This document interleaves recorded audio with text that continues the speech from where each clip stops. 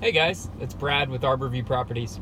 So sometimes we get this question asked to us, and I wanted to address it, and that is, should or can you sell your house with a tenant in place?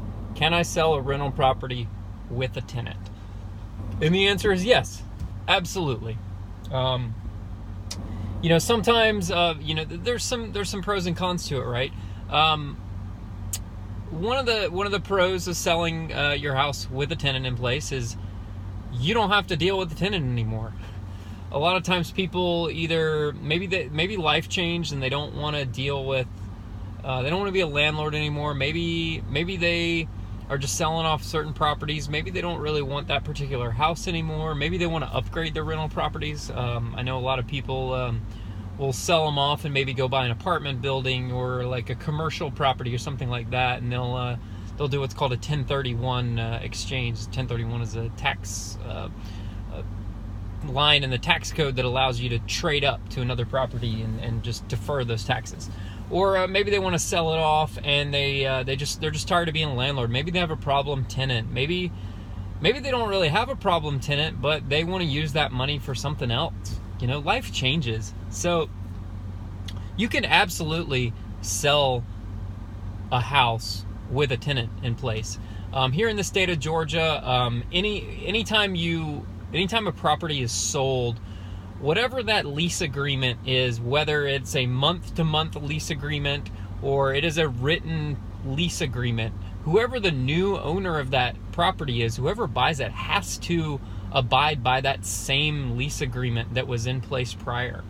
The tenants, basically, to the tenant, nothing really changes except maybe their rent goes to a different place, and they don't make it to John Smith anymore. They make it to,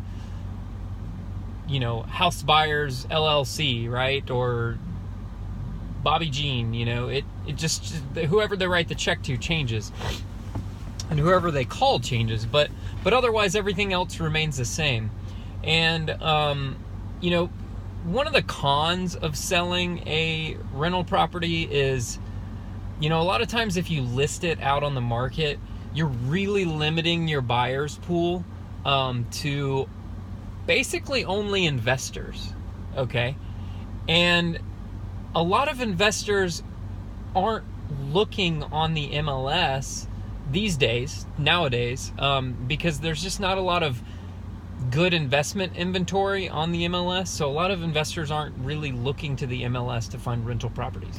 So first of all, you now limited your buyer pool because most buyers, maybe they love the house, but they have no idea how to deal with a tenant. Maybe they don't want to buy it and deal with the tenant. Maybe they just don't know, right? So they just avoid it altogether. They don't even look at your house. And then the other issue is that, okay, you've now got rid of all those people that could potentially buy it because they love the house, but they don't want to deal with a tenant, right? Those are just normal, like, everyday people, buyers, right? Not investors, not like rental property savvy people. They're not actively looking to be a landlord, so they're not even gonna look at the property. So now you're left with this group of investors. Maybe they're mom and pop investors. Maybe they're a big corporate hedge fund. You never know, right? So that small pool of investors, a lot of them are not looking on the MLS for rental properties. They're looking for houses and they're looking for deals all the time. I mean, I look at so many houses every single day. We probably look at 10 to 13 houses for every one house that we buy. It's probably only about 10. I think it's somewhere between 10 and 15% right now is what we actually will buy. So we're looking at a lot of houses before we find one. So, and I'm not looking on the MLS per se. I'm buying them from other investors or that sort of thing. So you limited that buyer pool.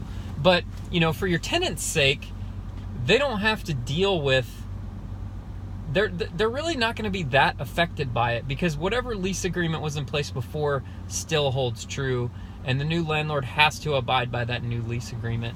And whether it's a month-to-month or it's a written lease agreement.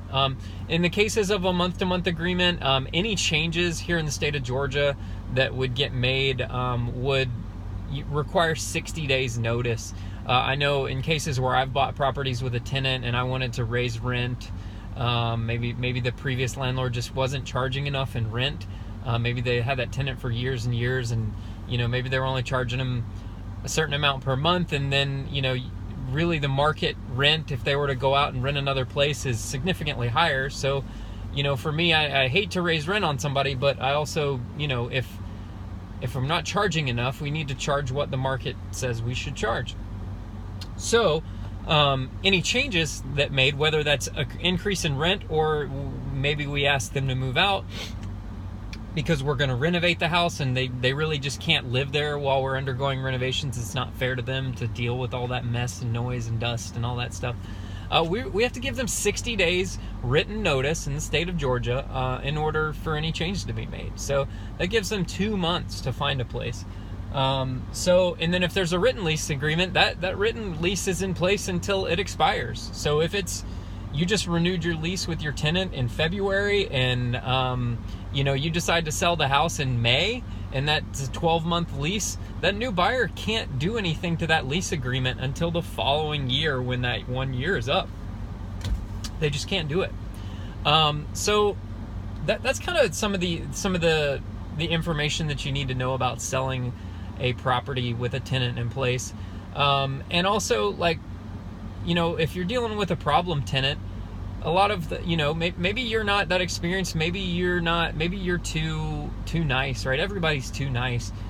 Not everybody. Some people are just too nice and they shouldn't be landlords because they give a lot of leeway, and then tenants just walk all over them and take advantage of them. So maybe you need to sell it to an investor who'll come in and put the hammer down and say, nope, sorry, you're late on rent. That's it. You're out. You have to pay by a certain date, just like when you're paying your mortgage, right? The bank doesn't care what your excuses are. Your mortgage payment is due on X date, and if you don't make it, they don't care. You signed a contract saying that you would make that payment on that day, and that's that. So it goes the same way with leases. You have to pay on time, and if you don't pay on time, in the state of Georgia, after I believe it's day 5, if the payment isn't in by day 5, they are considered delinquent, and you can start eviction procedures. Now, I'm not an attorney, so don't quote me on that, but based on my experience, being a landlord and stuff, that's the way it is. They have to pay on time, and if they don't pay, then they are considered in default. So those are kind of some of the information there about selling a rental property. Maybe you're just tired of being a landlord and you don't want to deal with it anymore. Maybe you want to trade up to something else. Maybe you want to use that money for something else. We bought a place. We closed on it at the end of June. It was a house down in Decatur, and he was just tired of being a landlord. Not that he had a bad tenant. That tenant had been his tenant for many years. Things changed in his life, and he wanted to move on and do something else. And he wanted to use that money, and he was wanting to travel, so he just didn't want to deal with it anymore. So he sold the house to us. We bought it with the tenant in place, and that's that. So give us a call if you're interested in selling your rental property today. You can call us at 770-810-5715, or you can check out the link below in the comments and or in the description. There will be a link down there. You can go to our website, fill out our form, and that will submit that information to us. And then we'll give you a call back right away and gather some additional information from you and schedule a time to come out and see the house. Obviously, with the rental property, you'll need to coordinate with your tenant, because you can't just barge in. They have the right of quiet enjoyment is what it's called.